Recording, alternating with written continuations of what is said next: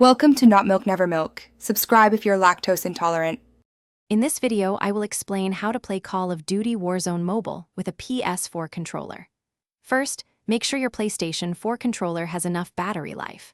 Next, open your mobile device's settings and turn on Bluetooth. Now, grab your controller and press and hold the share button and the PlayStation button at the same time until the light bar flashes.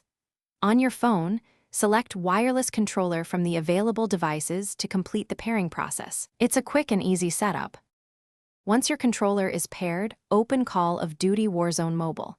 Head into the game settings, usually found via a gear icon.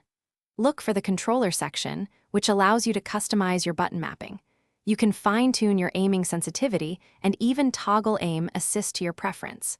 Experiment with these settings to find what feels most comfortable and gives you the best advantage in combat.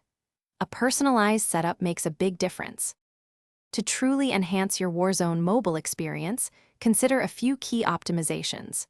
A phone mount can provide a more ergonomic and stable viewing angle, reducing hand fatigue. Always play on a strong, stable Wi-Fi connection to minimize frustrating lag spikes. Closing other applications running in the background will free up valuable system memory, ensuring smoother gameplay.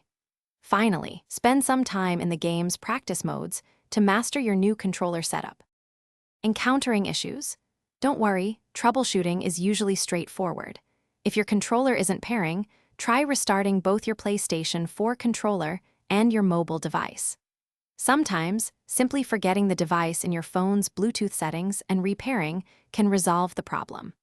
Always ensure your Call of Duty Warzone mobile app and your phone's operating system are updated to their latest versions for best compatibility. These steps usually fix most common connection glitches. Thanks for watching. If this was helpful, leave a like and consider subscribing. See you next time.